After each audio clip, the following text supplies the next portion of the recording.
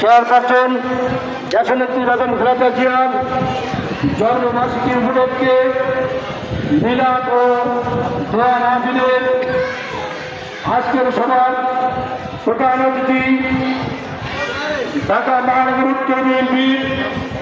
বিপ্লবী যুগ্ম আহ্বায়ক এবং মহানগর আদালত ছেলেবেলানগর বিএনপির টিম প্রধান জনতা জনাব হাজি যুদ্ধাই উপস্থিত আদালত থানা বিএনপির অন্যতম 1 নম্বর যুগ্ম আহ্বায়ক আবুল কালাম আজাদ, কামাল হোসেন সরকার, হানিফ ভাই, মাসুম বাবুল, শাহিন মোহাম্মদ শাহিন শাহ, জাহিদ হোসেন ইমন, আজিজ শেখ এবং আরো উপস্থিত আছেন আদালত থানার ওসি মহোদয় এবং 30 নং ওয়ার্ড বিএনপির বিপ্লবী সভাপতি সালামত হাওলাদার, 100 নং ওয়ার্ড বিএনপির সংগ্রামী সভাপতি আজমল আলী, সংগ্রামী সাধারণ সম্পাদক 30 নং ওয়ার্ড বিএনপির শহীদুল ইসলাম বিশ্বাস সহ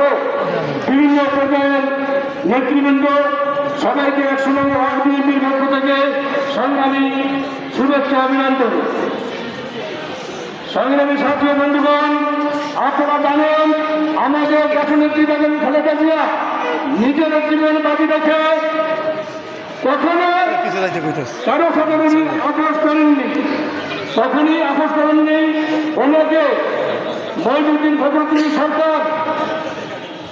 অফার দিয়েছিল যে আপনি আপনার 2 ছেলে নিয়ে আপনি বিদেশে চলে যান, আপনার যখন যা প্রয়োজন আমরা সবকিছু বহন করবো, আপনি বিদেশের মাটিতে